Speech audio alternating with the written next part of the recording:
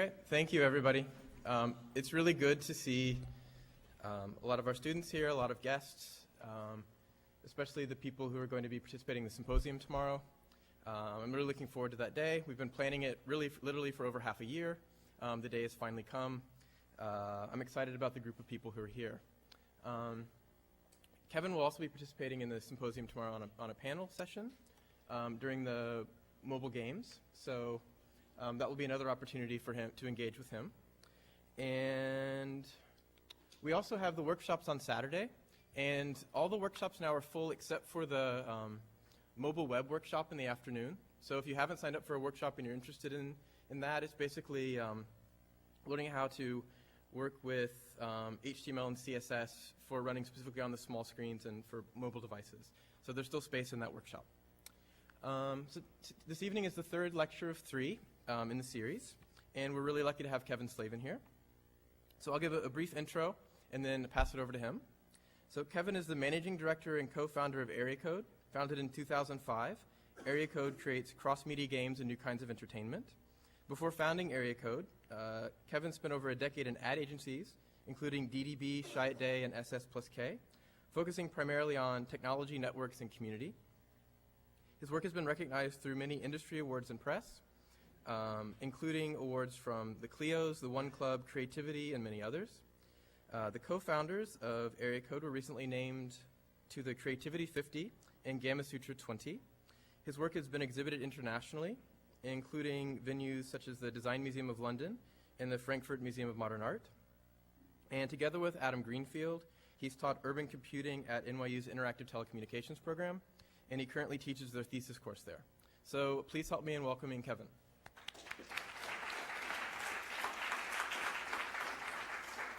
Thanks, Casey. And thanks to everybody here, including the awesome guys who helped me set this up. Thank you. Okay. I guess I hit this.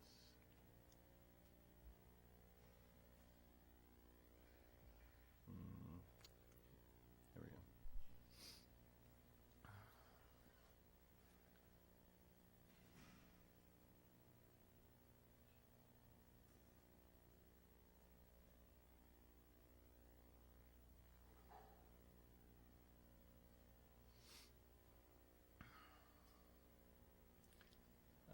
So thanks to all of you for coming out. I don't usually have a long time to speak, and so I'm actually going to kind of stretch out a little bit. I'm going to talk very specifically about what we do, but I'm also going to take the opportunity to talk about kind of some frameworks for how we think about it that I don't usually get to.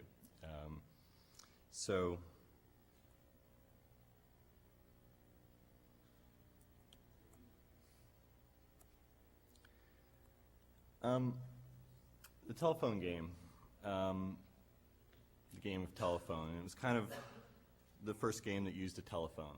Or, I mean, not really, but close enough. And in fact, the game was around long before the telephone was around. It was called the telephone game, but before that, it was called Chinese Whispers. Before that, or around that time, it was called the Téléphone Arabe. It's had a lot of different names over the years. Broken Telephone is another one. And I think we all know it. It's somebody starts with something that they say, and it works its way ear to ear through the room until it comes out the other end broken. This is one of the more famous examples, quite possibly apocryphal, which is itself part of the story. Whether it's true or not, it's true because it's a story now.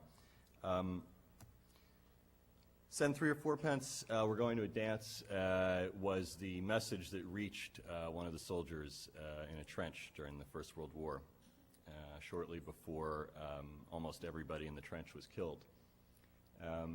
As it turned out later,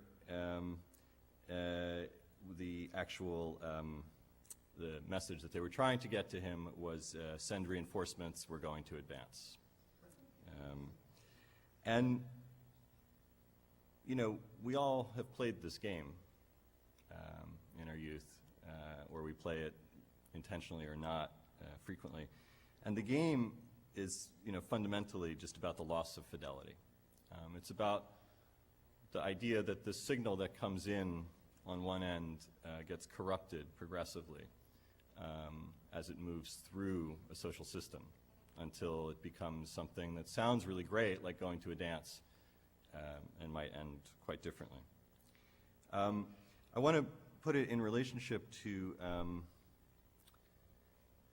this ad, which is from 1986. This is Sprint.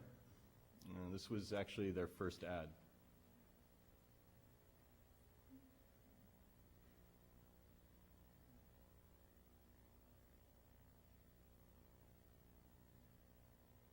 That was a pin. And so this was Sprint advertising this really unique thing that they had to offer in that moment, which was a digital signal for the phone. The campaign was based around the idea that the sound was so perfect that you could hear the pin drop, and this became their identity for a while. And it turned out that that was a problem. It turned out that people thought that the other person on the line had hung up. There'd be a pause in the conversation, and the signal would basically drop to zero, and people would go, hello, hello, are you still there? And there was a lot of that for a while, until finally some of the Sprint engineers started to pipe in the kind of static and noise, the kind of like a room tone for electronics, the room tone of the global signal. So in fact, what I want to say is that we play the telephone game for a reason. That there's something that's somehow satisfying for that. That there's a certain pleasure in corruption. That there's something about that that somehow we need to feel like something is real.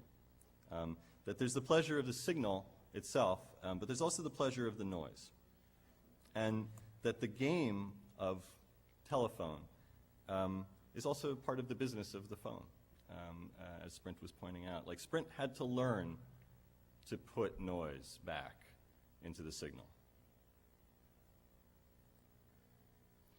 So I'm from Area Code, and I started it with my partner Frank Lantz, who's basically my favorite game designer in the world.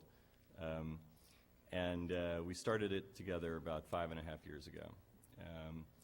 And one way that Frank formulated it early on, which is still true, is that what we're making are games with computers in them, not the other way around.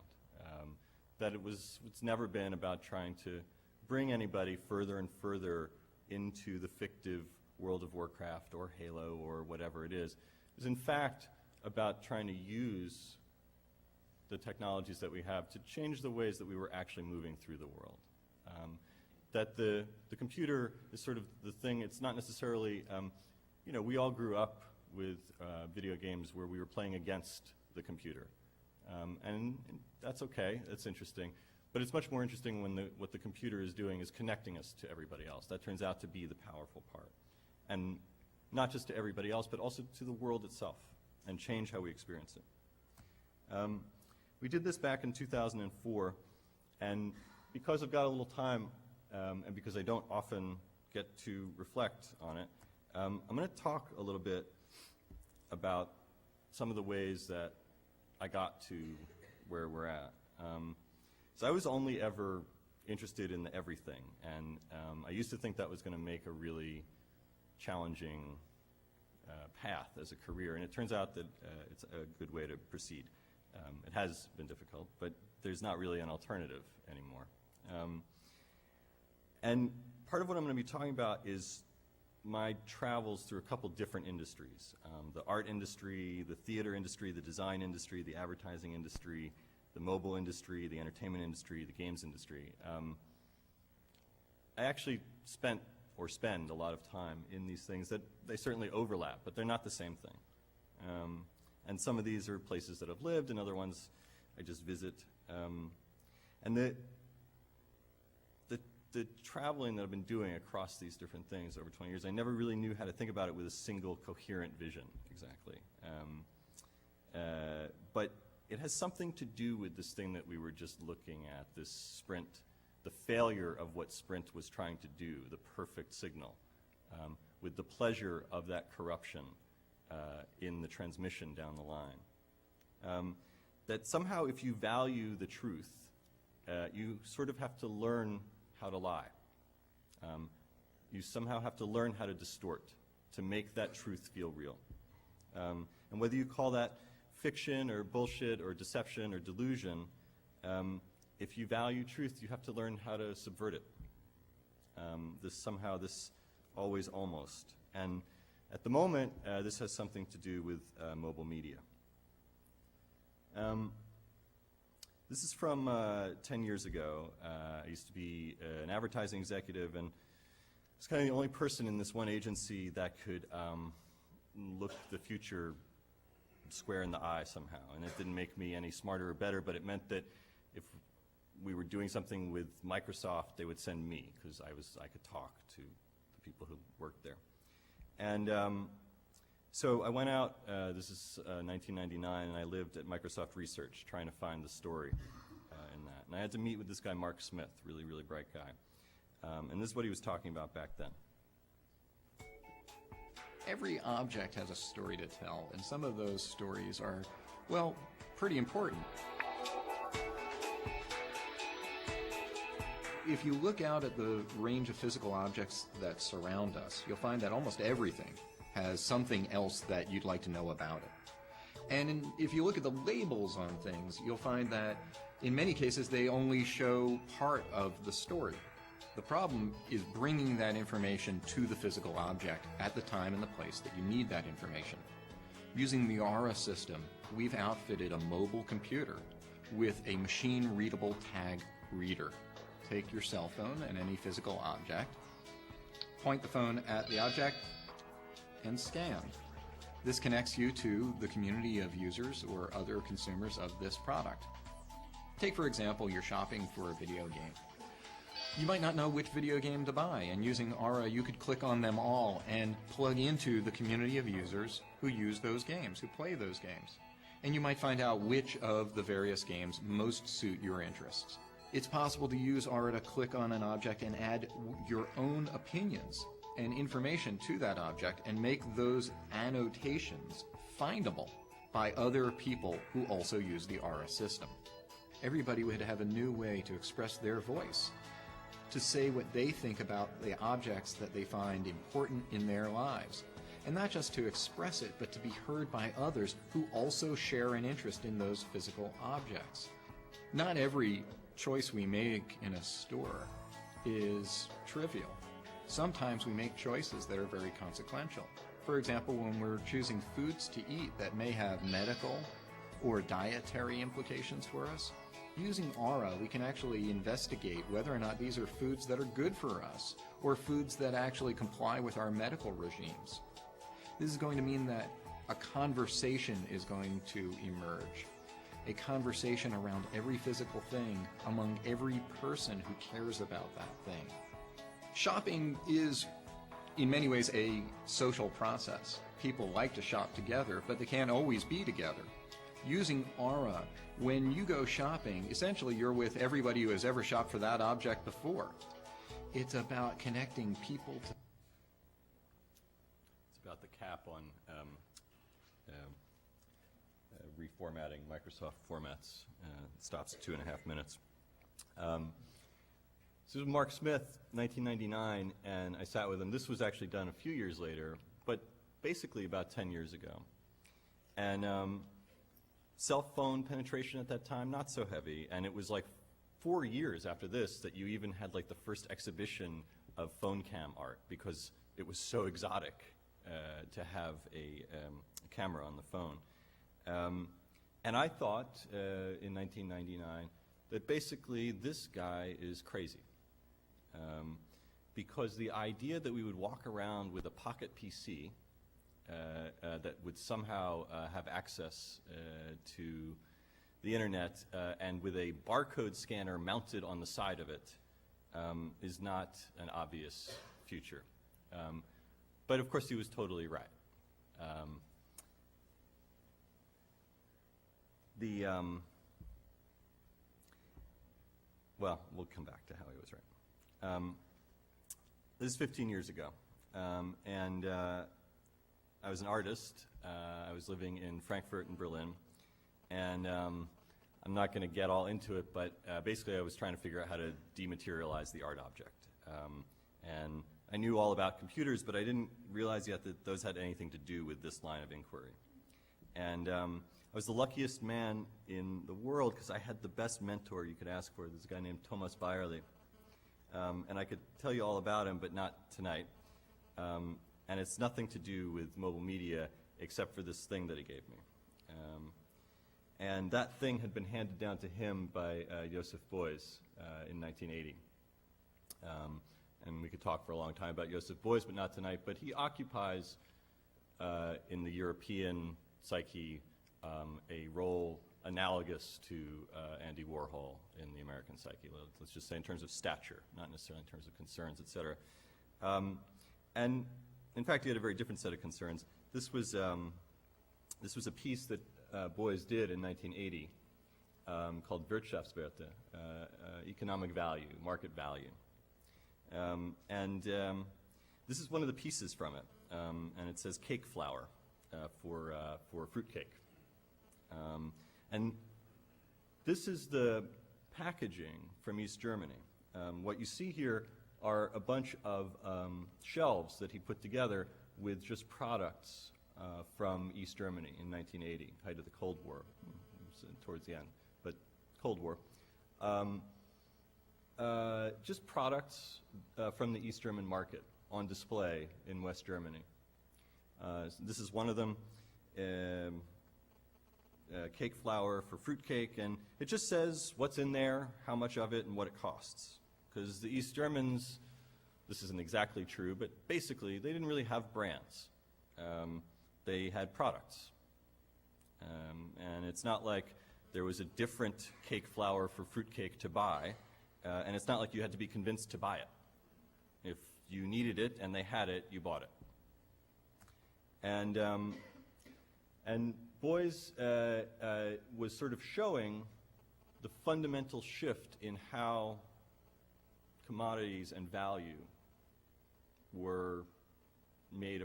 He was revealing something about how commodities actually function. In a sense, this is a horrible simplification. And in 1980, Joseph gave 2 of those boxes to Thomas. Not the Kuchenmehl, but Schälerbsen, peeled peas.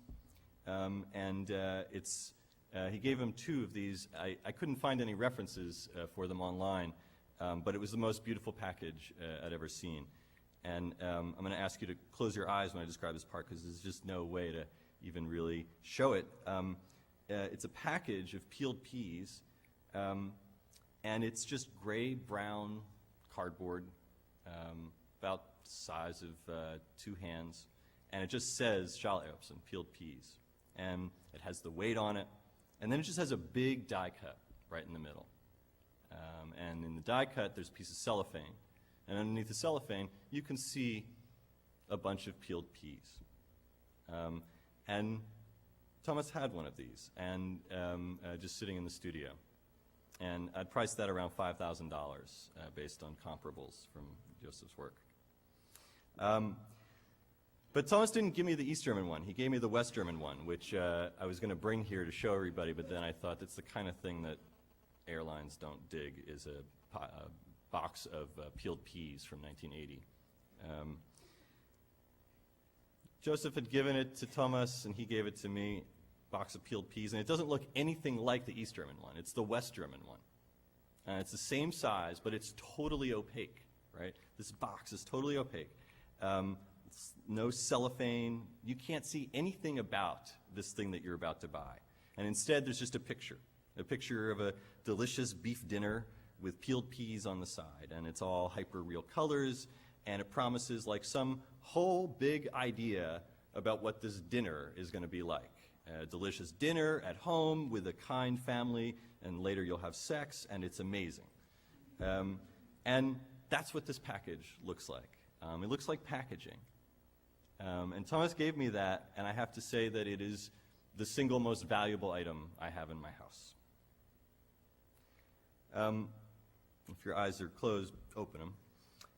And even though I didn't bring the box, you know what I'm saying, and you know what Boys was saying, that the East was basically about raw commodities. The West, by contrast, it's about stories that we tell ourselves in order to buy.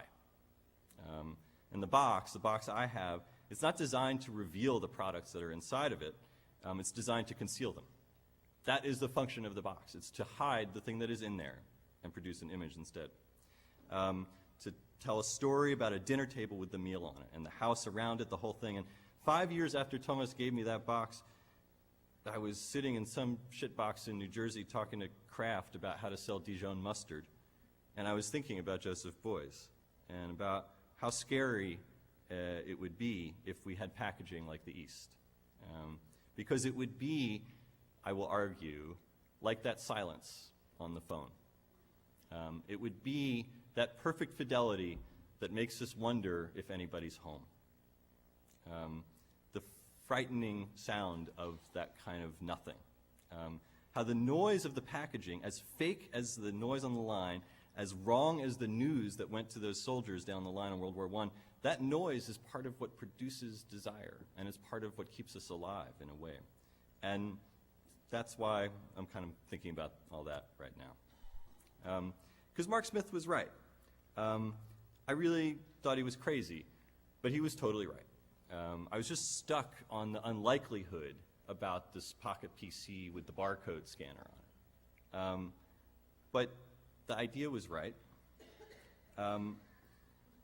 Red Laser 2 is a real... Actually, the idea was right.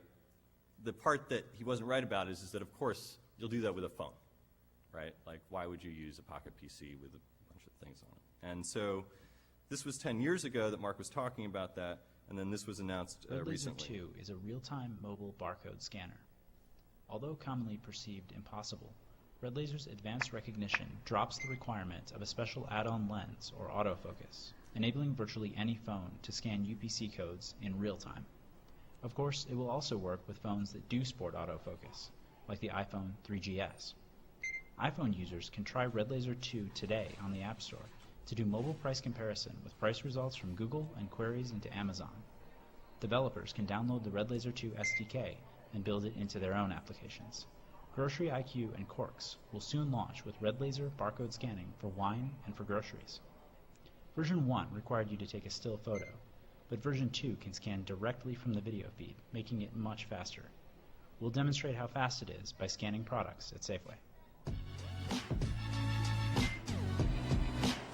It's like an awesome sequence about all the things that you can scan.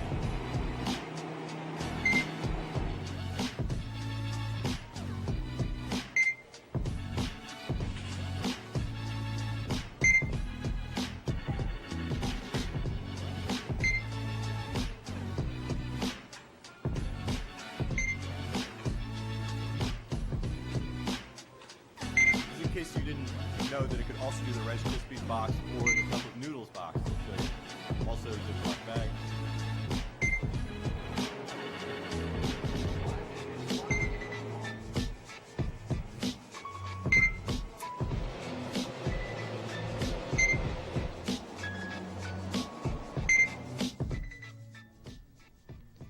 Barcode scanning is just the beginning. Look for more mobile visual search technology soon from Occipital. So I like watching it next to Mark Smith's kind of design fiction from '99, and I have to say that it made me look at the things that are floating around now, kind of conjectural stuff, with a totally different eye. And I learned a lot from Mark Smith 10 years ago, but maybe the most important was sort of how to read what research is and what it does, and how to read stories that aren't true yet. And this one's true now, right? This is like out there in the market. And here's what's interesting, right, is that the barcode in the first place was never designed for these eyes or any of you, right? It was never designed to actually communicate with humans and reveal meaning to humans, right? Basically, the barcode was a way for that object to talk to the object at the register and pull up information about money. And the idea that it could be used to reveal something to us instead of conceal it is kind of a new one. I would argue that the ability of every smartphone user to be able to read barcodes is about as important as the invention of them or the standardization of them several decades ago. The code was just a way to talk to the cloud, not to us.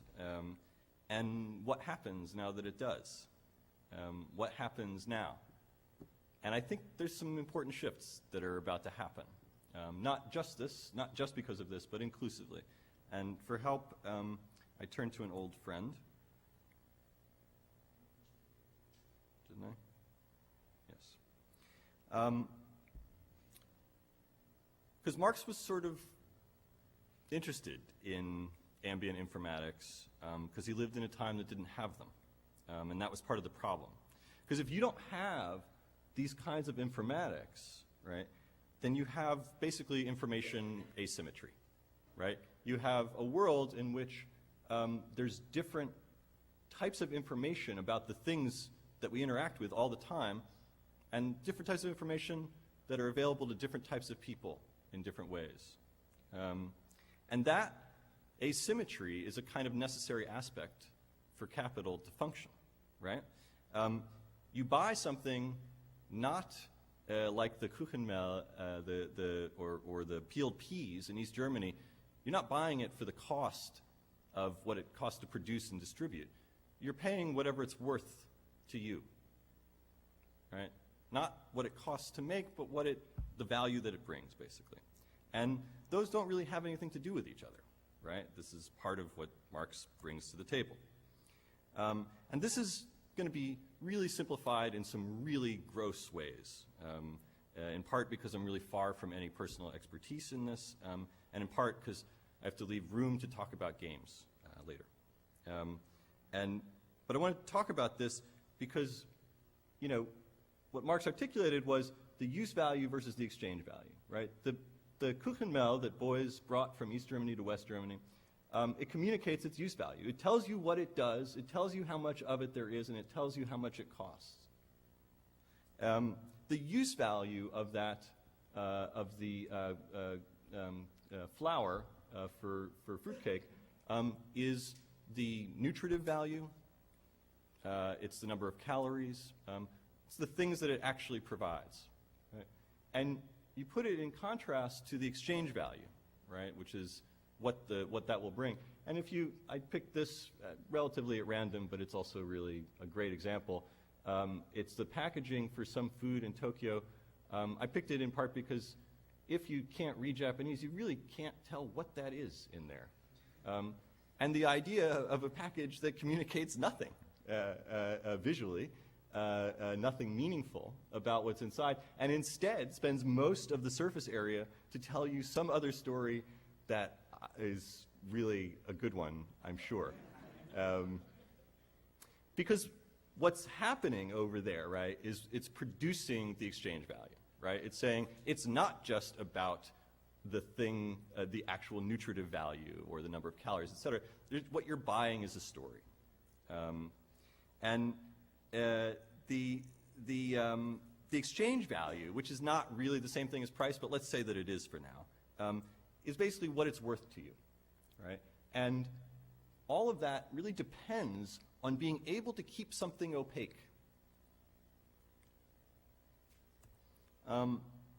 This is like, in case anybody doubts the efficacy and the meaningfulness of this argument, here's two cars from two companies. It's the Chevy Tahoe on the left, the Cadillac Escalade on the right. These are the same car. These are made in the same place, some of the same factories, some of the same people, all the same parts, uses the same steel. The difference in price between the Tahoe and the Escalade is $4,000. Okay? What that $4,000 represents is the Cadillac logo. It represents the image of Cadillac as it has been constructed in at least $4,000 additional in spending for the production of that image. So this is real, right? This is very real, that the value that something brings is dependent on the story that can be told about it. I'm going to include this because he would have really loved the Whopper exchange, right? This was the thing that Crispin did for the Whopper, where you would trade in friends that you had on Facebook in exchange for a Whopper. That's exchange value, right? It says, it's not the use value of the burger, right? This is like, it's real, right? It's like now you are thinking about your friends in Whopper terms. Wow. And it's almost more uncomfortable, because exchange value is distinct from price, but it's almost more uncomfortable, the notion of exchange value, when you take away money. But I want to leave with that. This is really more how it works. You understand something to be worth more, and you'll pay more for it. And that's built on stories, not on information. And when we talk about what we traffic in all the time, we usually talk about information. And the opacity of the package is what increases the value of the goods inside. And if it's just descriptive, like the East Germans, then the only means by which it can possibly transform and elevate its exchange value is by becoming art, if Joseph Beuys signs it. And we don't have time to discuss that. But transparency, like what you see with Mark Smith's work from 10 years ago, what you see with Red Laser, it brings us closer and closer to use value. Right? The opacity, the lack of the connection to that information, is what brings us further and further to the maximum exchange value. So if you can hide the information with a story, you increase the exchange value of the commodity in question. And so here's the thing. All of that is going to go away. All of that is going to seep away. It all goes away when we have information everywhere, always, almost. All of this is built on arbitrage, the arbitrage constructed on images. And that arbitrage is built on asymmetry. It's built on the inability to have the same information that somebody else has. And asymmetry falls apart when every object is tied to all information all the time. When all of these reveal information, and mobile media is all about having information everywhere, there's a slippery slope towards the bottom line. It won't be what the label says. It'll be what Google says. And we've seen this go on with a lot of things for some time now, but now it's going to be true of the stuff around us. And in particular, around like objects is sort of the next front. The stuff that we buy and sell. The stories that they're trying to tell are slowly being replaced with information. And if this feels abstract, it's not abstract for Best Buy. 2007 was the lawsuit. It was going on for some time before that. A lawsuit filed by the state of Connecticut asserts that Best Buy tricked customers into paying more for products in a bait-and-switch scheme. The retailer advertised lower prices on its website and higher prices on its in-store kiosk, right? Information asymmetry, suggesting that the bargains were no longer available. Launched the investigation last month, blah, blah, blah. To seek bargains advertised online were shown a different web page on in-store internet kiosks that had higher prices, right? We'll put one price on the internet and another one on the, thing that looks exactly like the internet, but it's inside. 20 complaints, blah, blah, blah. Best Buy must clearly communicate pricing to its customers. Consumers must recognize instantly and easily that the in-store kiosk is separate and distinct from BestBuy.com. The way a website and store interact is not consistent across the retail landscape. For example, some retailers allow online blah, blah, blah, blah. It's easy to see, this is how it closes, it's easy to see how consumers could get confused even when retailers were not attempting to be deceptive. I think probably Best Buy were douchebags in this case, but maybe they weren't even trying to do that. Who knows? Because it's easy to imagine how it could just happen, right?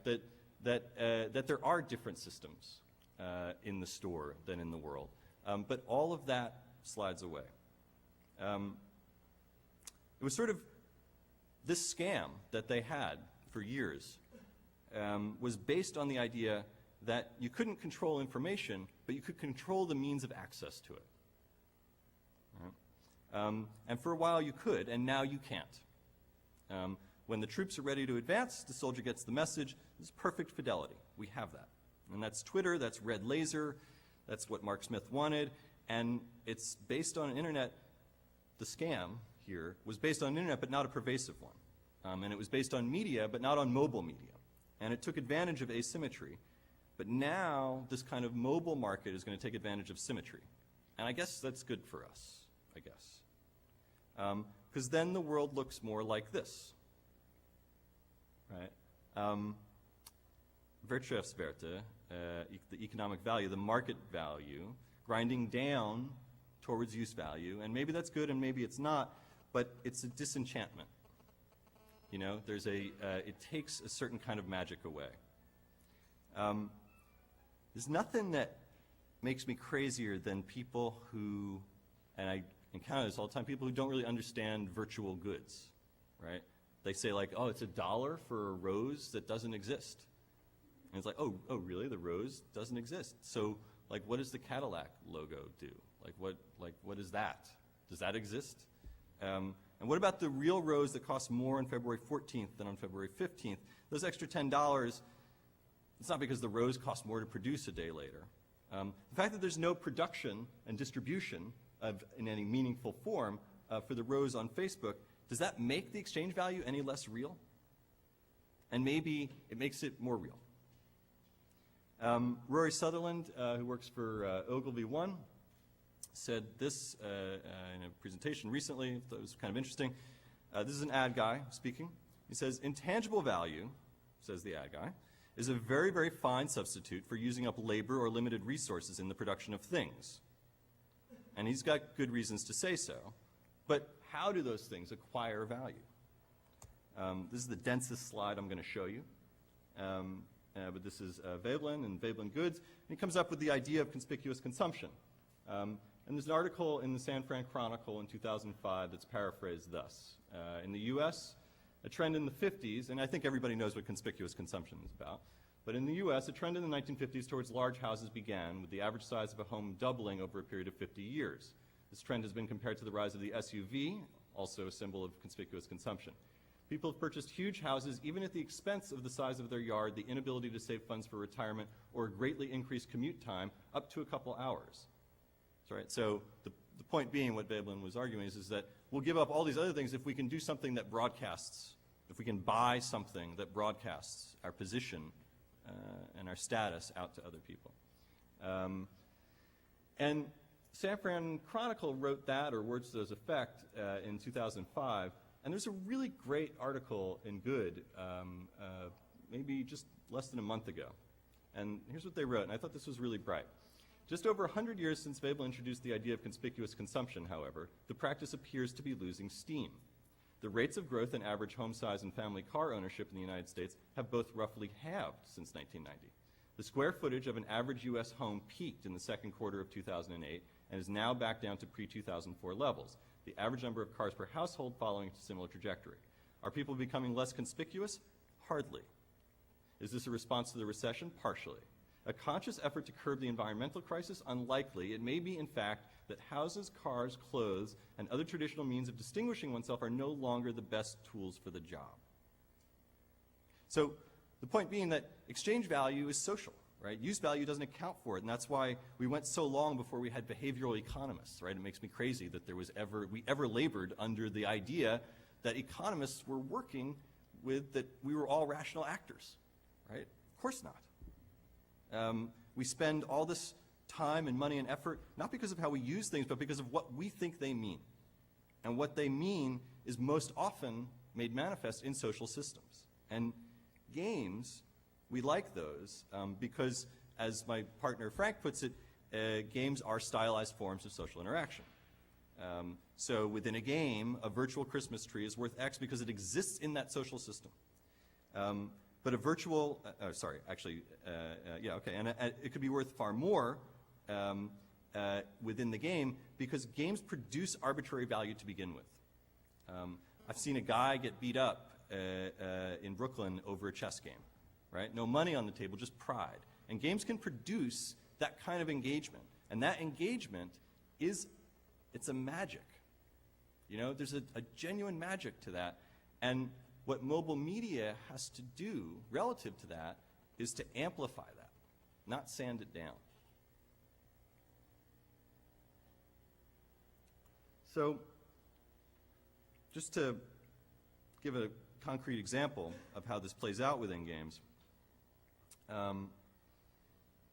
this is the CEO of Playfish, just acquired by EA for, I think, $250 million. Said his Pet Society game had sold 20 million virtual Christmas trees and ornaments last holiday. Players paid up to $2 each for each virtual item, and many players spent more on virtual trees than the average person spends on a real Christmas tree. Sebastian noted that a real Christmas tree is seen only by a handful of family members and close friends, but Pet Society's virtual Christmas trees and ornaments can be seen by hundreds of online friends. And that's true, right? I mean, and that is the value of it, right? The value is what it communicates out. That's what conspicuous consumption was all about. But now our modes of transmission don't require the same kinds of consumption, and they reward a very different type of acquisition, let's say. So this window onto everything and everywhere, right, that we carry in our pocket, is it going to grind us down to use value, or can it amplify the exchange value through magic? And that's my challenge unto all of you and unto us when we work, that this production, the amplification of exchange value through magic with mobile devices. And this phone, make no mistake, is going to make everything cheaper. But I think what's really interesting is how it can also make things more valuable. And to make it concrete, this is Japan, this is barcode battlers, this is 1991. Okay? This is a LED, like early Nintendo-like handheld system, just numbers. This shows you the two robots that are about to do battle, what their stats are. Let's see.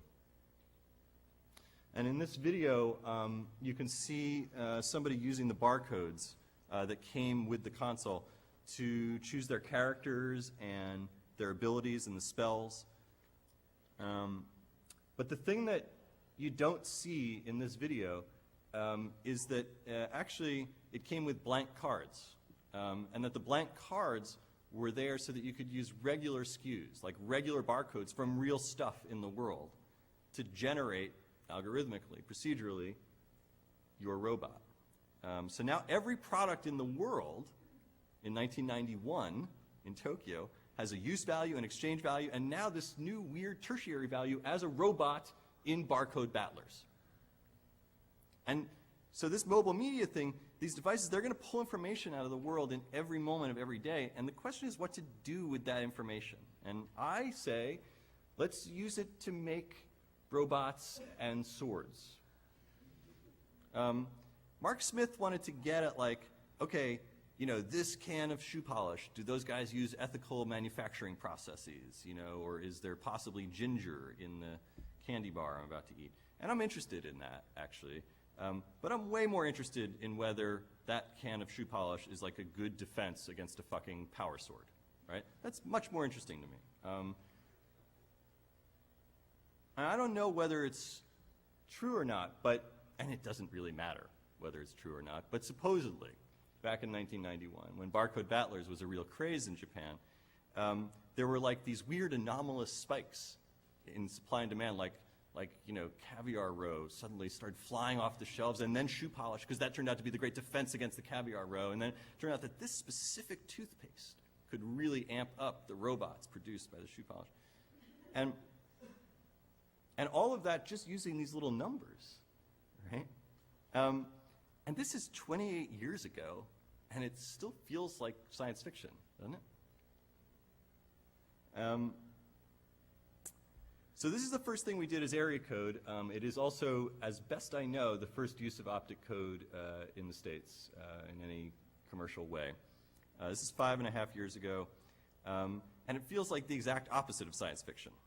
So I think there's some important points to make about its context. And this is 5.5 years ago. This is for a game called Conquest that we did for a phone company called Quest. And to this day, like I just spoke at a conference, and they were like, they introduced it, and they were like, today we're going to do something really amazing. It's going to be a game that we play with barcodes. And it's like, it's 5.5 years ago. And the only reason that we did it at all, anyway, was because it was weird and innovative, right? Like not because this was going to be this great way to interact with billboards, but because it was sort of felt wrong. The same way running a can of shoe polish through your Game Boy feels wrong. It wasn't meaningful because it was mass. It was meaningful because it wasn't. And it was meaningful because the whole thing kind of seemed to come from nowhere. And of course, nothing comes from nowhere. How many people know what we're looking at already? Not many. Okay, 1988. This is Rowdy Roddy Piper. He was a wrestler and an actor, but a wrestler first. And this is a movie called They Live by John Carpenter. Rowdy Roddy Piper has found this pair of sunglasses in the trash that allow him to see the real messages of the world. By the way, in 1988, this is what Shepard Fairey was watching. This is where Obey comes from, right? For those of you who know his work, right here. But it's this idea of finding this pair of glasses. It's amazingly well shot. It's like the barcode video. Like, in case you didn't get it, we'll show you another one. Okay, but so Rowdy Roddy Piper finds these glasses, and they allow him to see the true nature of the world, which, no spoilers, but like has basically been taken over by aliens long ago, who have us under control through these messages that we're all getting, but we don't know that we're getting them. It's a really beautiful idea. This thing that there's this. I mean, it's 1988. But there's this. It's a great shot. That there's something that you can put on that allows you to see the world differently than everyone around you, which is, of course, like, an essential fantasy, through stories from the beginning of time. But the idea of this technology, of a kind of optical technology that reveals the world for what it really is, I mean, it's not that different from Red Laser, right? It's not that different from Mark Smith. And I was really interested in, when we were first thinking about Conquest, I was really interested, I mean, this had always been a kind of touchstone for me as this, hallucinatory future. And this is really where Conquest came from. We didn't do this because we thought 2D barcodes would be used by everybody. We did this because we thought they probably wouldn't be here in the States, which I'll hold to. It meant that the only people who could understand this were the people in the game. Something that's visible to everybody, but only legible to the people in the game. And that's, by the way, that's characteristic of everything in the built environment, but not explicitly, right? And this is explicit. This is explicitly pursuing the kind of construction of a public secret. Because I should be clear that what we were doing here was, this is a commercial venture. We were selling phones for Quest. The phones were for Quest, which was an MVNO operating on Sprint. And in fact, to talk about use value and exchange value for a moment, they had actually done a deal with Sprint that prohibited them from selling phones that were better than Sprint's, or even as good as Sprint's. So normally, like when you work in advertising, you're like, okay, what is it that's unique about this thing that we're selling? And the thing that was unique was that it could not be as good as the competition by contract. And this is the first time I ever had to work with something where the product was, by legal agreement, worse than the competition. But so let me show you. I'll just run a video. This is what we did.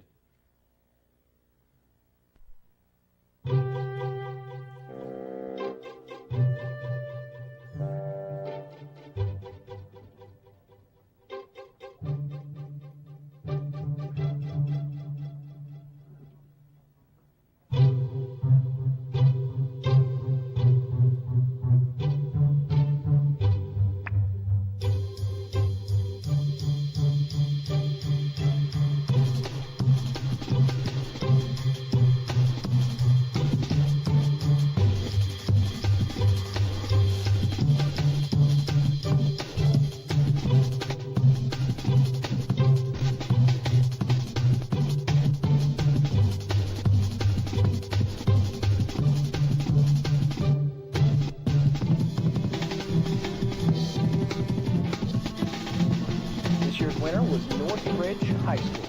You know, I saw one of those things downtown today. Really odd.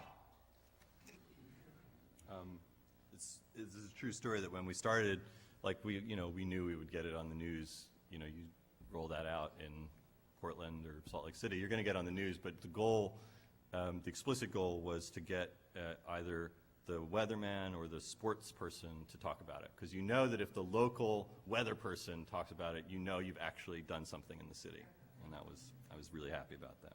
That was like one of the measures of success. This was like the most fun media buy I ever got to do when I worked in ad agencies. There were lost posters. Here's Frank reading a paper. We had them in local papers. Basically, these codes kind of descended into the cities overnight. And then we got kids in local high schools we had to give them these awesome phones from Quest, because these were the only phones that could do this. We had to teach them how to play. We let them loose in the city. And they're basically, in a way, it's scavenger hunt dynamics, sort of, where, the thing that, the treasure is not hidden, it's just illegible. And so they were shooting these codes to capture them. At that time, 5.5 years ago, especially with the phones that we had to work with, we couldn't build or get a client on the phone that could read them. So we would actually send those images as MMSs back to our server and do the decode there, which ultimately ended up, 125 kids ended up revealing a bug in the Lucent firmware, and we took down the SMS backbone in Denver. You just need 125 kids to do that, evidently. So the codes would come back to our server. We could identify which phones were shooting which codes. We'd send a message back to that phone that would, say how many points you just got, and also like what the overall stats were.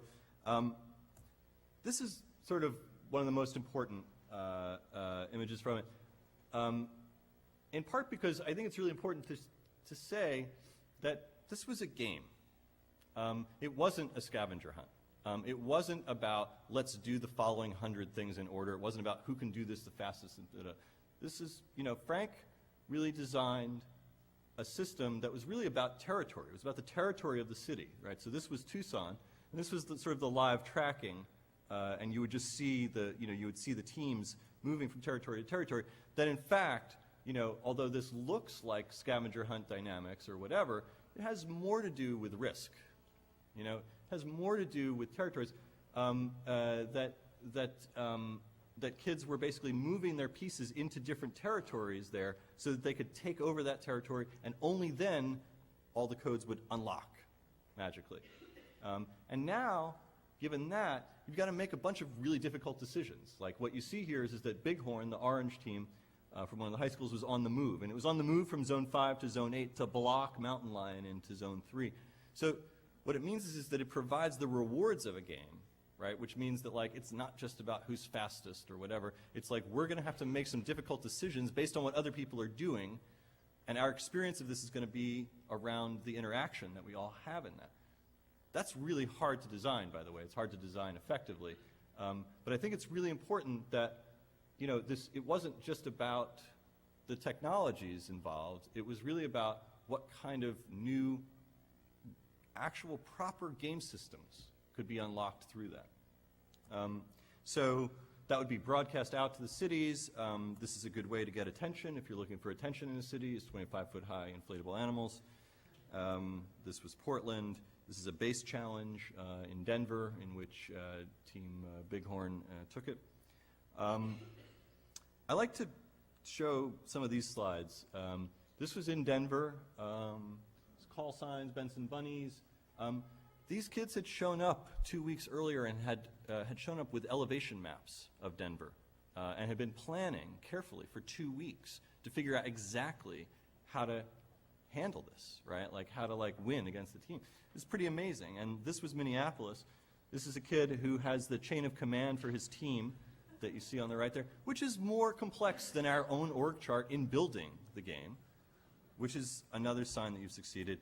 But this was what made me happiest. This was posted on a bulletin board. If you want a good strategy to win in under 60 minutes for the upcoming Conquest games, contact me. I'm a member of the AHS team from the Denver Conquest. Okay, well, what's interesting about this guy is that he already lost, right? Denver Conquest was over, and there were still 3 more. So what is he doing when he goes online to help everybody else figure out how to cheat, which was a weak strategy, by the way? What he's doing is playing at this kind of other level, right? He lost the game, but he can still gain currency in this meta game, right? Because it's not just about whether you win or lost, right? It's like that's not how games work. It's also what kind of a player you are. That's real, not in the sense that it's normally said, but it's very real, and that the things that motivate us are not just about that single moment in which a winner is named. And when we were able to generate that kind of activity, or able to see that we had generated that kind of activity, that was one way that we knew that we were in good shape. This is a non-commercial game that we basically kind of tested in Tokyo in 2005 called Superstar. And this was a game built around the existing practice of porikura. Porikura, it was popular in 1999 for like 10 minutes here in the States, still very popular in Tokyo, or it was up until a couple years ago, as best I know. And it produces these little stickers of your face. And there's certain areas in Tokyo where all those go up. And in the game, if you held up a star, and the instructions were printed on that star, if you held up a star, that meant you were playing the game. And it was a notification to anybody who was looking for you that your sticker was in the game. And we used some optical recognition technology on the back end to say that if you photograph somebody who has entered themselves into the game, they will get a message that they just got 100 points. And you'll get 100 points for photographing them. This is a game in which you're basically trying to become famous in this kind of parallel Tokyo overlaid one-to-one on top of Tokyo. Nobody ever knows each other's names. They just exist in this kind of like weird tiny images in the interstices of Tokyo. And although we've done a lot since then, and some commercial stuff and some non-commercial stuff, I always hold to this as kind of like one of the earliest examples, and so maybe one of the best in terms of like what we're sort of interested in, right? Which is this connection, right, between these little things that dot through the city and the cloud that is going to allow us to do something with them. That's where our name came from, right, is that there's some connection between the thing that is physically located and the cloud out there in the world. You know, I worked in ad agencies for a long time, and there was always this thing of like the media department and then the digital department, you know, right? And it was like, and they're on separate floors, and there's a separate P&L and whatever, and it's whatever. Maybe there's reasons for it. I don't know. But what we were interested in had more to do with all of the technologies in the middle that were specifically about connecting these, that were about allowing all these things to talk to these things. And, you know, when we started, some of these hadn't really arrived yet. Pointing, you know, the digital compass is finally on the iPhone GS. It's, you know, been in Tokyo for a very long time. WPS, Wi-Fi positioning systems, which I'll talk more about in a little bit, but just whatever we could use to connect that to that. And to use those to build these games with computers in them rather than the other way around. We started doing all this in 2005. I think it's worth noting, I mean, it's like, this is almost random what's selected, but like, it's just to say, I don't even have any images for Bot Fighters. Bot Fighters was 1999 out of Stockholm, I think, a company called It's Alive, which is now defunct. It was the first real location-based game. It was played primarily using text messages that could be located, and it was basically killer, assassin, etc. You were trying to sort of sneak up on somebody and shoot them before they shot you, but all through your phone. You might never see them. There's more to it than that, but that's 1999. It's 10 years ago. one thing that's interesting is that one of the reasons that they're out of business is that they had two factors working strongly against them. One is that they had to pay for every outbound message. So the more people played the game, the more screwed the company was. Also, they had to pay for every location lookup because of some really bad decisions made by patent lawyers. This is a big urban game that Frank did with some other amazing game designers, Nick Fortuno and Katie Salin. This was in Minneapolis in 2003. This was certainly the first thing that I saw in 2003 that just said, yeah, look, we're going to treat the city as the board. We're gonna understand these spaces that we're moving around in on some parallel level through some specific intervention. And then this, of course, this is geocaching, and I hope I don't have to explain it in a room like this, but for those of you who've actually done it, you know that what you find in these Tupperware containers is almost always bullshit. What you see here, I think, as best I've ever been able to tell, is a Pez dispenser, which have a strange habit of showing up in these. I don't know why.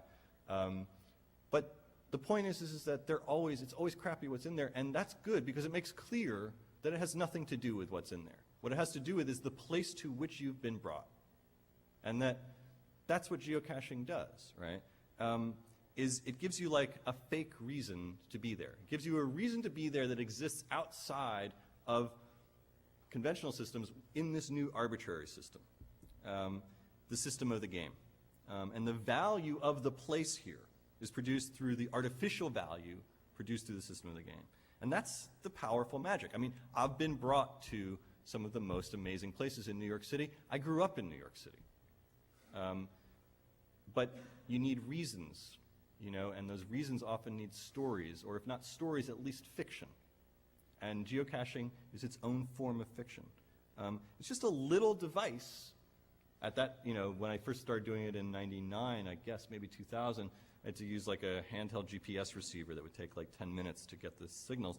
But now it's just an iPhone, whatever, but it's just a little device that changes the meaning and the value of a place on Earth. It's big. When you think about the image of somebody playing a game, this is one of them that you might find. And of all the things about this, the part that's most interesting to me is that headset, right? The part that's interesting is that the people who are playing Xbox Live, let's say, right, are connected to each other in real time. And that was kind of like one of the first phases of the expansion of games out into the world. Then comes the Wii, then comes Rock Band, then comes whatever, and now we're not playing alone anymore, not just because we're connected to the world, but because we're actually connected to each other, because games are struggling hard to find these magic ways to bring people in a room together to do something, which, by the way, is what games always did very well, but now they do it well again. There's a lot of ways that they do that. I love this shot of librarians playing Rock Band. I love this shot. But the thing is that now that real space is expanding, right? The real space that we are connected in can now have a certain kind of scale, right? This is the shift, right? It's the shift, first from this kind of networked connectivity to this physical connectivity to this thing that hybridizes those. And what that allows us to do is change not just the connections that we have to each other, but the actual value of places or objects, this thing that we're doing. This is called Crossroads. We did this for the Van Allen Institute in New York in 2006. This was one of the first games that used GPS. We used these Boost phones, had to write the whole thing in Java. It was really a pain in the ass. And it was a two-player game played in Lower Manhattan. This was done, we chose Lower Manhattan. Let me talk about this part. We chose Lower Manhattan for a couple different reasons. It still has the grid of New York City. It was close to the exhibition. But also, this is Jane Jacobs' land. And this was a little bit of a love letter to Jane Jacobs and how we read her and what is possible now. But also, maybe it's a coincidence, maybe it's not, it's also right by the river, and that's a good place to pick up GPS signals in a really dense city, which is a serious problem.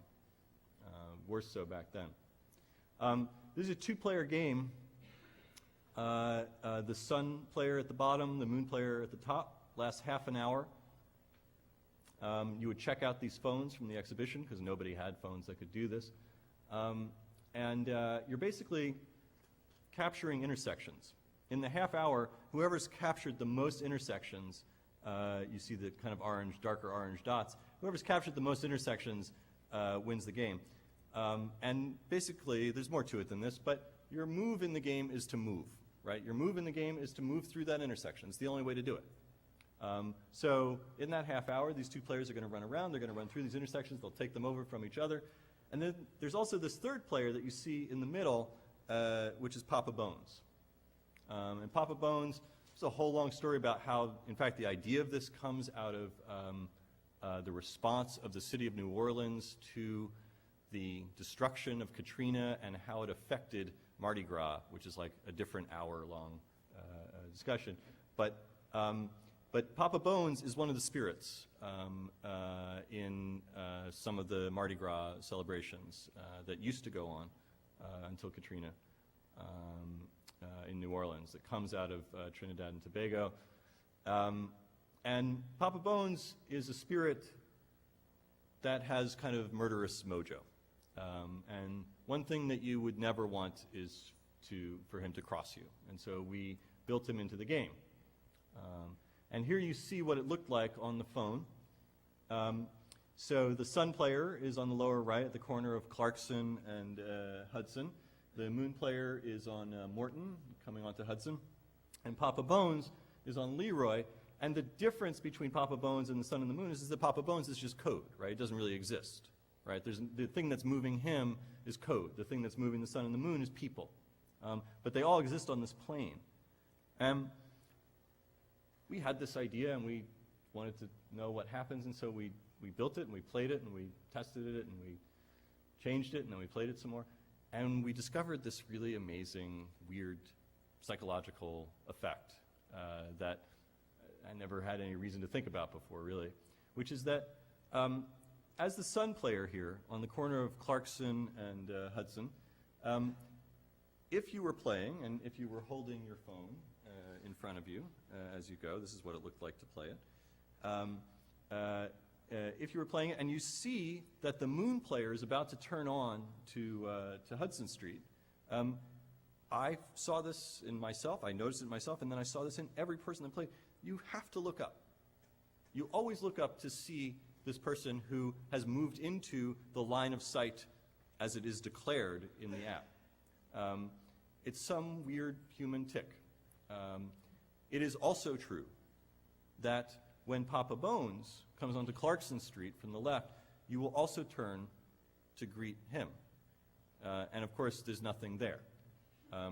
But that sort of conflation within consciousness was unlike anything we'd ever really experienced. This is what it looked like to play it. This is what it looked like to play it. These are players who are running down Hudson Street being pursued by something invisible. And it's the possibility of creating those kinds of experiences that, in that moment, it's like, yeah, this is something that games could never do.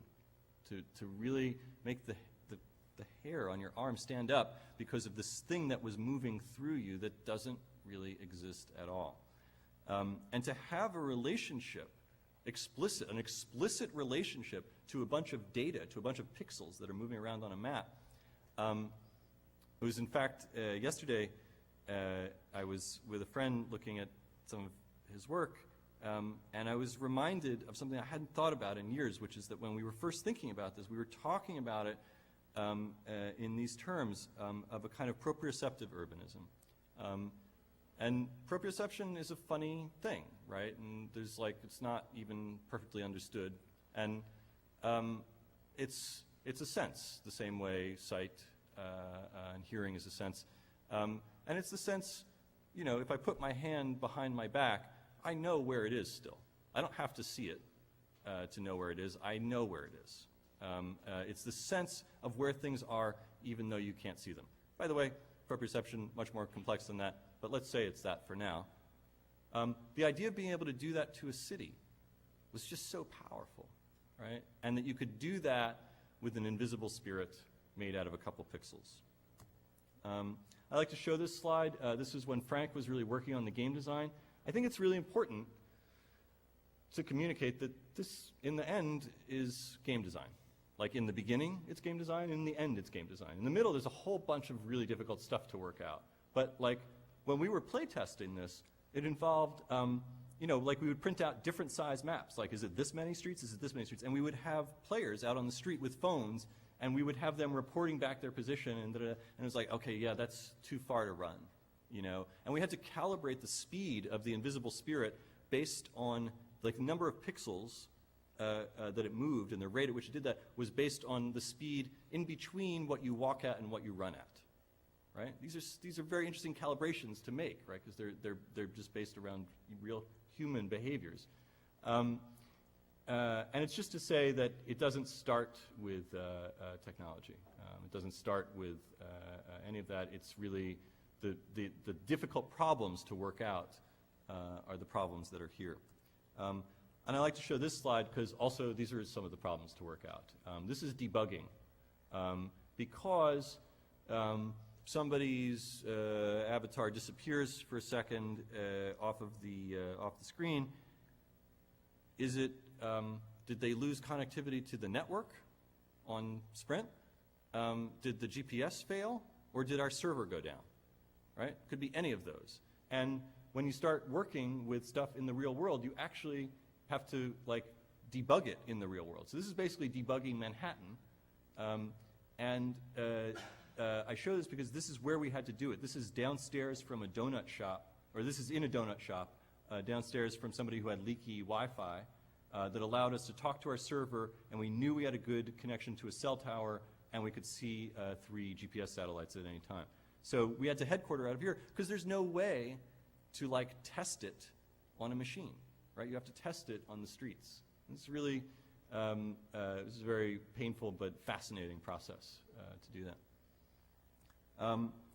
Here I'm going to show you something really horrible that I saw the other day.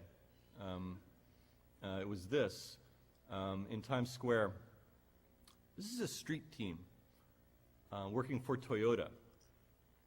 And what they were trying to do is stop people on the street to show them this awesome app that Toyota developed for the iPhone.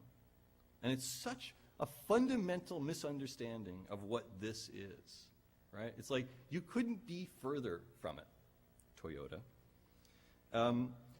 because it's not about the screen. I mean, of course it has a screen, and of course what happens there is important, but it's not about the screen. It's about the connectivity. It's about the intimacy with that. It's about the fact that you can have this intimate connection with this thing that then reaches out. And the idea that like a street team would somehow be engaged to pull people into a mobile app was just like, wow, you're crazy, you know? And it's like, the questions of how to think about mobile media as relate, you know, in terms of the experiences they can bring to life have nothing to do with this. I'll show you, this was the ad for some work that we did in 2007 or 8, I don't even remember, for Puma, for the European Football Championships. This is the ad for it.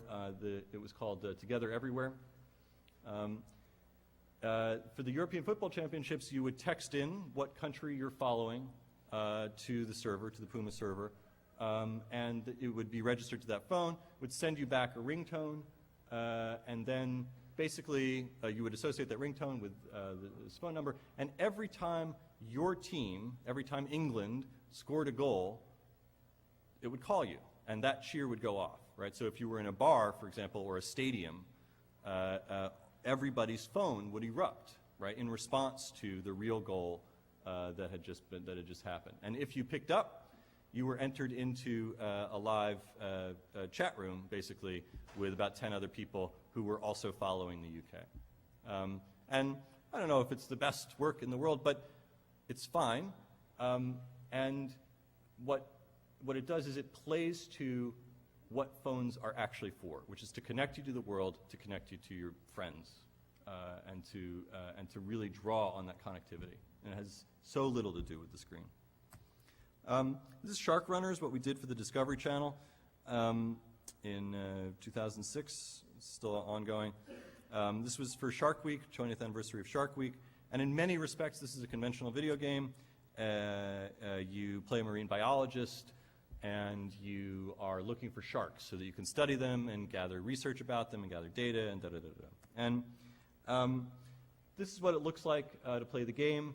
In a browser, you set up your ship, and you're basically setting waypoints where your ship is going to go, hoping and planning to intersect with one of these sharks that are there.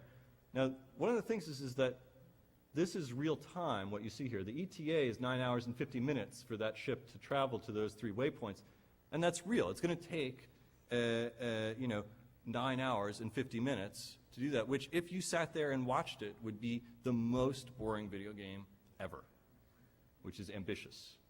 And so the idea is that you're just setting your waypoints, hoping to intersect with the sharks, and the truth is that if you intersect with a shark, we'll call you. We'll let you know. We'll let you know that your crew has spotted a shark, and you have 3 hours to respond by logging back into sharkrunners.com. So this is a game that you're playing for 5 minutes a day, but which 5 minutes are up to the game, right? Because it was using the phone not as the game device, but as the means of communication to wherever it is you are to pull you back in, right? And when we think about designing for mobile media, it's not necessarily about ever using the graphics to produce the experience. It's about using the connectivity of it. The other notable thing about it, of course, is that all the ships in the game are controlled by players, and all the sharks in the game are actually controlled by white sharks that have GPS transceivers stapled to their dorsal fin. So basically what you're doing in the game is playing tag with a bunch of sharks in the Pacific Ocean who don't know that.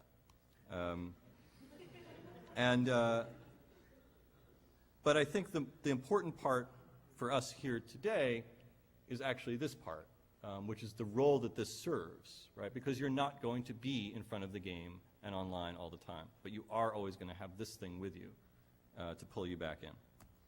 This is a game prototyped in 2006, Urban Golf. This is lining up a shot for the hole. It doesn't actually exist, but it's 125 meters that way. Lining it up. This is based on pointing, which at that time was only on Asian phones. Lining it up, and then hitting against the power swing. And now the ball that doesn't really exist is going to move towards the hole that doesn't really exist based on how you hit it and which direction you were pointing when you did it. And the course here in Chicago, this is a 9-hole course. It means that you're going to end up at these 9 points, but how you get there is determined by your golfing skill, such as it is. And we're sort of interested in those types of phenomena. This is some stuff that we did for A&E. I don't usually talk about this stuff, but it's gotten interesting again recently. Some stuff that we did for A&E where they wanted to give out episodes of Dog the Bounty Hunter to everybody who was getting on Southwest Airlines. And they were like, we want to make like, 1 million DVDs and just hand them out at the airport. And because they noticed something, and this is actually smart, they noticed that people on Southwest Airlines, which has no entertainment, would bring their own entertainment. Everybody has their own mobile entertainment of some form or another. They're getting smaller and smaller, but everybody's had their own for a while, more or less. And the people were already entertaining themselves. And so if they just gave them all DVDs that they would watch, they would have something to watch on the plane, which is okay, but we were like, why don't you just broadcast it to them, right? Like at the airport, will just, use Wi-Fi to broadcast those files to them. And the thing is that the Wi-Fi here, it never touches the internet, right? It's just a huge memory card that we had on there with a canned site, kind of like what Best Buy did, right? To create a zone, a Wi-Fi defined zone in which you could get Dog the Bounty Hunter on your machine. And this idea of using these technologies not to allow you to access everything everywhere, but to produce value for this place by saying that there's something that this place has that nothing else has, without having to change anything about the built environment. It came up again recently. I was looking, this is in Detroit, and this is one of the most profoundly sad sites I can imagine, which is a totally cordoned off play place within McDonald's. This is in Tokyo. This is a deal that was made between McDonald's and Nintendo, such that in every McDonald's in Tokyo, it's not like Starbucks, where you go into Starbucks nominally. You go into Starbucks to get access to everything everywhere. It's quite the opposite. You go into McDonald's to get access to the games that you can only download there, right? So now, like, the value of the place, right, the exchange value, right, is rises and rises and rises, because it becomes more valuable to you because it allows you to do something, and it can do all that on a purely informatic level without having to affect the built environment. And in terms of like what places offer, informatics is sort of one of the criteria. Okay, this is I think this is the last project that we've done that I'll talk about, and it was inspired by Dope Wars, which I don't know how many people played that. It was the #1 download on the Palm Pilot for a while. It is a game of arbitrage. It's a spreadsheet game, basically. You're moving from one area to another within this fictional New York City, buying and selling heroin and cocaine. Every time you move from one part of New York to another, you risk capture by the police. However, you need to keep moving because the values, the exchange values of the heroin and cocaine differ from Brooklyn than the Bronx, right? I mean, which he would have loved, right? Especially because this corresponds to nothing at all except a bunch of pixels, right? So, we were really interested in what made this somehow addictive, and there is just something about the process of arbitrage that's addictive. And so we were working with a company called Skyhook. Skyhook is out of Boston. It's a joint venture between Nokia and Intel. I find that most people still don't know about it, even though it's actually it's kind of pervasive. And Skyhook is they basically have 200 vans that have driven around and geolocated every router, every Wi-Fi router, right? So every Wi-Fi router now has a latitude and longitude assigned to it in the Skyhook database, which means that we don't need GPS, we don't need the cell phone towers. You can find out exactly where this laptop is just by looking at what Wi-Fi routers are around with relative signal strengths. Looking that up in the database, you can find out exactly where anything that has Wi-Fi is on the Earth or in the United States with extreme precision, without having to talk to any satellites, without having to talk to the cell phone company. You have to talk to Skyhook, though.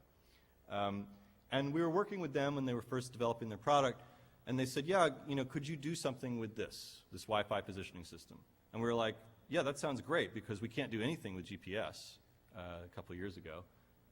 And this was really important to us to be able to work with locations. So we started working with Skyhook, and we said, all right, we'll do a geolocated Dope Wars, right? Where you actually have to go to Brooklyn to get the cheap heroin, right? You actually have to go there.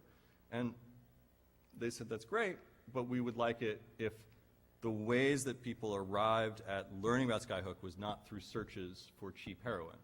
And we were like, that's absolutely legitimate. How about pirates? And they said, great. And we said, great. So we built a game called Plunder, which is basically a geolocated Dope Wars with a pirate theme. It's, as best I know, the first ever location-based game for PCs. Although, well, I'll talk more about that in a second. Here you see Katie is logging in. She's in Hoboken. It does a lookup to see where she is and assigns her to the island that she's on. That island, of course, is fictitious. Here it's called Hobo Island. She didn't name it that. Somebody else named it that. And islands, if you're the first to log in somewhere, you name the island. You create it. And so we just let this go, and islands started to sprout up all over the place. And what's important is that every island, as in Dope Wars, every part of New York, has its own commodities with its own, not quite arbitrary, but let's say arbitrary exchange values for the goods that are there, right? That bananas are cheaper on the island of Puerto Rico, which extends from about 28th Street to 33rd Street in Manhattan. Bananas are cheaper there because of this arbitrary system, but gunpowder, very expensive there. So every island, of course, has its own commodities with its own values for those. And, you know, we just let it go, and people started playing, and they started playing. I guess this is 3 years old now, which is crazy.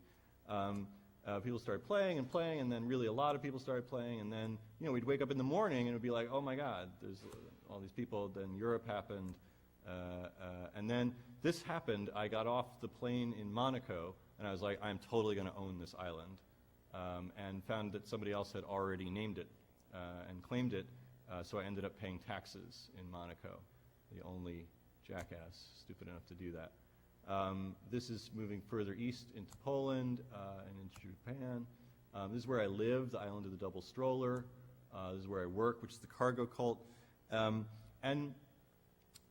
You know, basically, gunpowder is very, very expensive at the cargo cult. It's very, very cheap on the island where I live, the island of Double Stroller. So I have a trading run.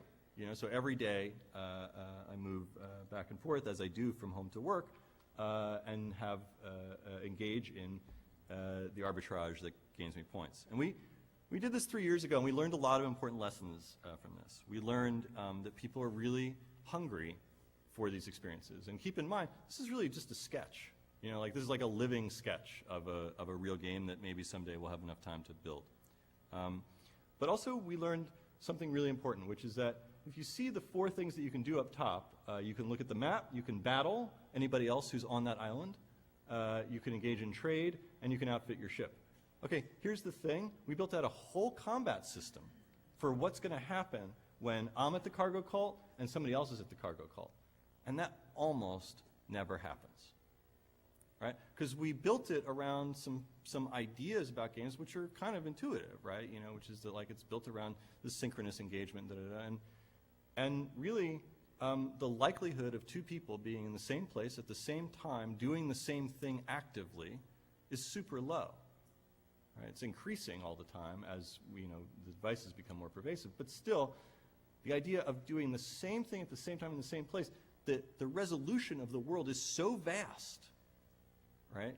How could you possibly count on that type of interaction of 2 people encountering each other? And then instead, if we ever have a chance to redo this, and in a way we are, but to design not just for what happens when we meet, but for what happens, what effect have I had on this place that will affect your experience of it, right? To design for that asynchronous experience. I would say that we've learned a lot from developing for Facebook, which is explicitly asynchronous contact between people, and now what's interesting is to figure out how that affects these types of experiences. We learned that people would go way out of their way to trade somewhere. We would just see it, like they would go way out of their way to get like really cheap silk, in Queens, or to discover a new island. And they would do that because what makes places valuable is just in our heads to begin with. And we also learned to just wait for the fucking phones to get better. And we sort of shelved it on a public shelf and are now thinking about what happens here. I'll show you 2 sketches of some work in progress. We're working with Jeff Manaw from Building Blog and the Storefront for Art and Architecture are doing an exhibition about quarantine, about the notion of quarantine, and which is, by the way, super interesting to think about, right? The idea of how do you separate the healthy from the sick, or really people from people with a contagion that moves between them. This is totally just a sketch of a sketch. I mean, this is like, I just thought it's useful to show the development of it. It's a game that'll play 2 minutes a day, but nobody will know which minutes or which days. Everybody who downloads the app has the app and it's running, and then just suddenly there's an outbreak. And everybody who has that has 1 minute to basically check in, to stop the spread of the disease. So they're plotted, we'll pull their location. So in the 1 minute that everybody has to check in, we plot them. Maybe it'll be over a map. I think it should be over a map. And then at the end of that minute, patient 0 is identified. That person gets some message on their phone, and nobody knows who each other is, but you can see that's where the disease lives. We move into the next phase. There's 1 minute to establish the cordon sanitaire, to establish the line of defense. And the idea is we want to isolate patient 0 and not, without trapping healthy people in there with him or her. And any one of us has one action in the game, which is to either say, I'm in, I will form part of the perimeter, or I'm out. I'm not forming part of the perimeter. And you have a minute to decide. You can turn it on or off at any time. This would be optimal, right? If these 4 people could agree that they will form the cordon sanitaire to trap patient 0. They've trapped patient 0, everybody else is clear. This would be like, high score for everybody except patient 0. But I think, more realistically, all these players have no way to communicate, right? So it's going to look maybe more like this, right? And now, each player has to decide, like, if I drop out, what will the effect of that be? Or, really there's going to be like griefers, out in, on the Upper West Side, right? And the question is, like, how to respond to that, right? And so, the way to respond to that would be for, this person that you see there to actually form the cordon sanitaire, to save at least one more person, right? So it's 1 minute in which everybody who's playing has to respond to each other to this common threat in a collaborative way without any means of communication. I don't really know what's going to come of this. We're just starting to play around with it now. But there's something fascinating about using the phones in ways that connect us, but then also constraining the nature of that connection. Right? To not give enough information to actually coordinate, but require coordination.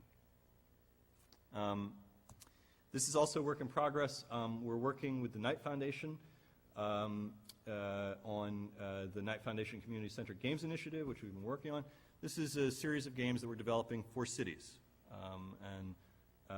Again, I could talk for a long time about why that's important and where that comes from.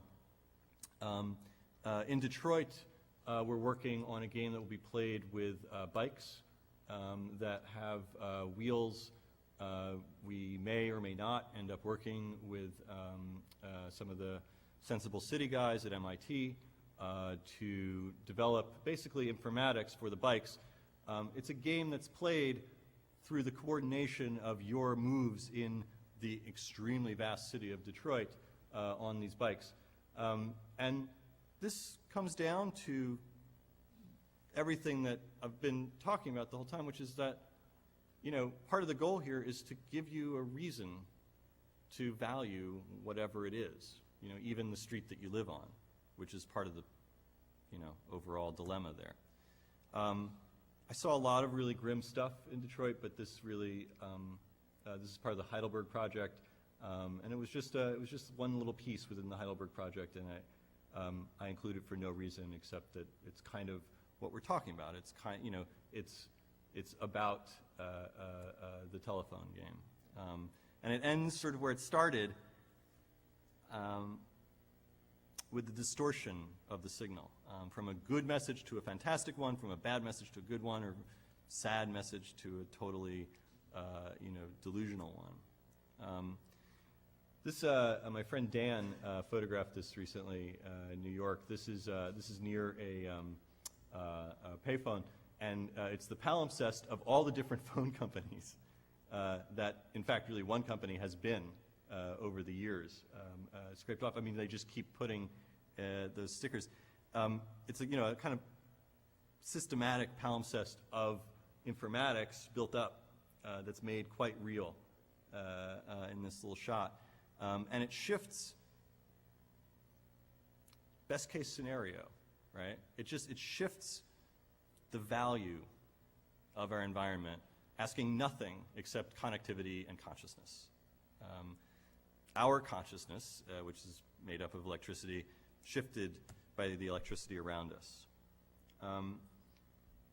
That footage that I've showed a couple times here and there is excerpted out of A Chance to Play, which was part of the March of Time, series of films that would typically be shown to, along with movies in the 50s or in schools, etc. And what you see here is a meeting between different urban planners. And what they're looking at is they're looking at the city and they're looking at the problem to solve. The problem to solve is that nobody has anywhere to play. I mean, they sort of do. There's tennis courts and stuff, but they work all day, and then it's time to go play, and they can't because it's dark, right? So what you're going to have to do is run electricity through all of this, right? If you run electricity at the pool, not in the pool, but towards the pool, then people can swim at night, right? If you run it at the ball field, then they can, and he says, isn't that going to be expensive? No, not at all. And by the way, it's made, this film, by General Electric. I don't know if I mentioned that part of this. But this is a film about a bunch of guys talking about how electricity is going to totally change the way that we play. And in ways that they never imagined, that's totally true. So, thank you.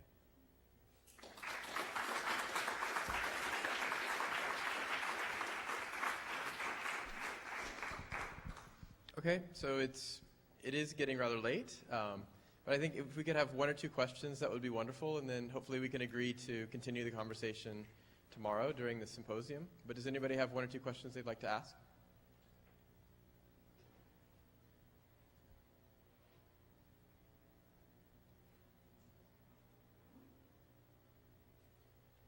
Great.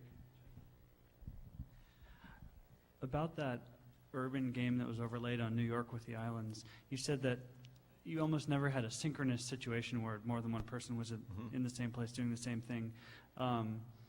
Do you consider that a failing of the game? I mean, do you think that kind of a game would be better if it did get people into the same place doing something together? I think that that's something that games can do that's amazing. What that game lacks in its sketch state is a way to push to allow anybody else to know that somebody else is even doing something there, right? There would be a bunch of ways to address it.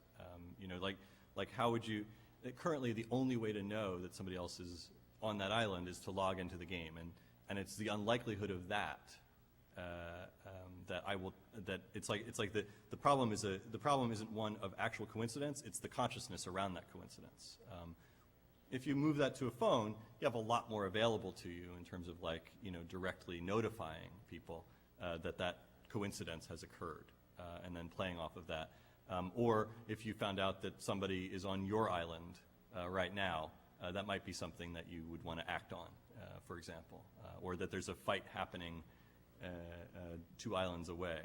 I think overall, the question is, how do you relate to the overall game state? Right, and the problem with the game as it stands is that it has no means of pushing that game state out. I think that's one of the problems to solve.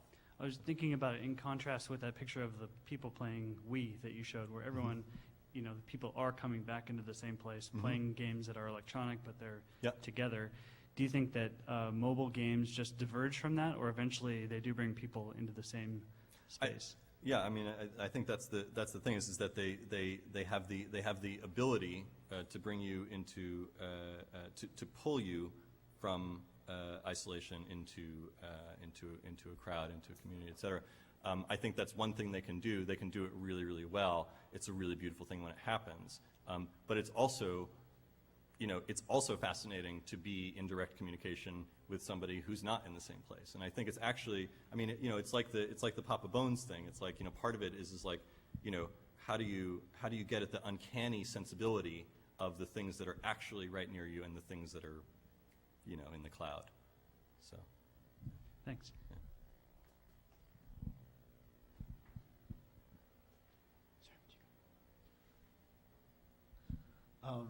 Some of your games, I don't know what percentage are advergaming. What percentage would you say? In terms of if you count each game as one, probably, I would say 60%. The maybe lower these days, maybe 40%, something like that. So can you talk a little bit about how you feel working within the framework of an advergame affects the gameplay experience, the experience of designing it? I mean, so one way or another, the development of something has to be funded. So from a developer's perspective, we need to.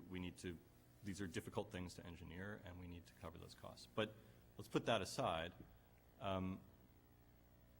The reality is that, all of the conventional forms of messaging are falling away, and that's really part of what is happening. I mean, the idea of imagery per se being the way to for a brand to be at all meaningful with a person is diminishing, in part because of some of the things that I talked about, and in part for a bunch of other reasons. The necessity is for brands to be able to produce experiences that people actually want, to stop interrupting things that people had asked for, to make things that people want, and to make those things actually an experience. There are some brands and ideas that that's going to work really well for. There's other ones where it's not. I think the idea that entertainment is brought to life and made possible for people through brands doesn't begin or end here. I think that I count us lucky when we get to do something amazing. I think it's also a really amazing thing when a brand can actually engage with people. It's a very difficult thing for them to do any other way. So, was that how you meant your question, or? Part of it, yeah. The other part of the question would be, at some point, it seems like the games are done. You're almost in denial of the fact that it's an advergame, sort of as kind of an opportunity to do something that you would do anyhow, and it just happens to be Comcast, or using a cell phone as the tool to sell the cell phone, but an excuse to make the game. I'm just wondering if that, do you feel constrained by that when you develop, or are you just kind of blocking it out? Well, no. I mean, I think there's a couple questions within that, and one of them is that, one of the interesting things for me about working with game designers every day, without actually being one, is that game designers are very different than creatives at an ad agency, and they're very different than artists as their common as the common cultural construction, which is that they look for constraints as quickly as possible. It's not about big blue sky, whatever, and what if we could do anything? That's not really that useful as a brief for a game designer. That in fact, part of where you start is by figuring out what the edges of the thing are. And those edges are part of what give it meaning. So Do we feel constrained by, when we're working with, a fitness brand by the edges of what makes sense within that brand? No, those become part of the rules. Those become code in a real sense. So it's not about having our hands tied. And I think also it is in fact, every game starts with some idea. Whether it's Quarantine or the Crossroads, which started with thinking about spirits in Mardi Gras, but they could also come from thinking about breakfast cereal. In that breakfast cereal is trying to mean something to somebody, and whatever it is that it wants to mean, if we can bring that meaning to life rather than just saying it over and over again, that's a win. And the idea of looking for part of the inspiration within those constraints, I'm perfectly comfortable with that. Yeah, the constraints have to come from somewhere, so why not breakfast cereal? That's an interesting note to end on. I think we should actually end for the evening, and then hopefully we can carry a lot of these ideas and conversations into tomorrow. So thank you very much.